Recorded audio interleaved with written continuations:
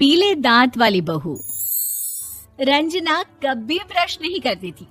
उसे कितनी बार उसके माँ बाप ने डांटा, लेकिन उसका कोई असर उस पर होता ही नहीं था, जिस कारण से उसके दांत पीले पीले हो जाते हैं। शादी के बाद अरे बहू, वैसे तो तुझ में कोई कमी नहीं है, पर तेरे दांत इतने पीले कैसे हैं बेटा?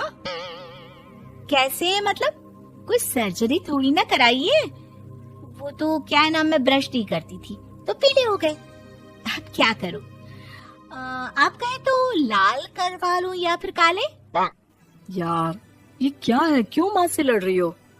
लड़ रही हूँ? अरे मैं लड़ रही हूँ या ये बोल रही है कि दांत पीले हैं, पीले। अरे तपस्या थोड़ी ना की है इन्हें पीले करने के लिए। बकायदा ब्रश नहीं किया है 20 साल तक, तब जाकर। छी, कैसी बात कर रही हो? ये उस वक्त तो पीले नहीं थे जब हम लोग तुम्हें देखने आए थे। अरे तब साफ करवा लिया होगा डेंटिस्ट के पास जाकर। अब देखो कैसे पीले पीले लग रहे हैं। रंजना सास की तरफ गुस्से से देखती है। फिर शुरू हो गई पीले पीले पीले। अरे पीले तो तब भी थे जब मेरे हाथ का रसगुल्ला उड़ा उड़ा कर खा रही थी और बोल रही थी, लड़की नहीं गुणों का खजाना दे रहे भाई साहब आप। खैर, अब वो लोग करते भी तो क्या करते, पीले दांत वाली बहू पल्ले पड़ी थी तो झेलना तो था ही। एक दिन कीर्तन में रंजना गाना गा रही थी। अरे कमला बहन, माँ का द्वार है, यहाँ तो सब शुद्ध होकर आते हैं, फिर अपनी बहू को ब्रश भी नहीं करवाती तुम। दूर से पीले पीले दांत भक्ति में बाधा उत्पन्न कर रहे हैं। अरे कोई 2 साल के बच्चे थोड़ी ना लेकर आई हूँ मैं बहू बनाकर। अच्छी खासी लड़की है, अरे कैसे करवाऊं ब्रश? ये तो उसे खुद करना चाहिए ना।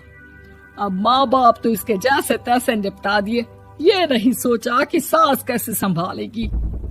सास बहू को लेकर घर आ जाती है, लेकिन सोच लेती है कि अब इसे लेकर कहीं नहीं जाएगी।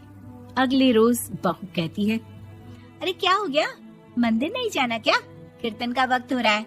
मेरी मधुर वाणी से कान्हा जी जागते हैं और सोते हैं। आप तो जानती है ना उनकी भक्ति में कितना मन लगता है मेरा। वो क्या है ना, तबीयत ठीक नहीं लग रही है मेरी, आराम करूंगी मैं।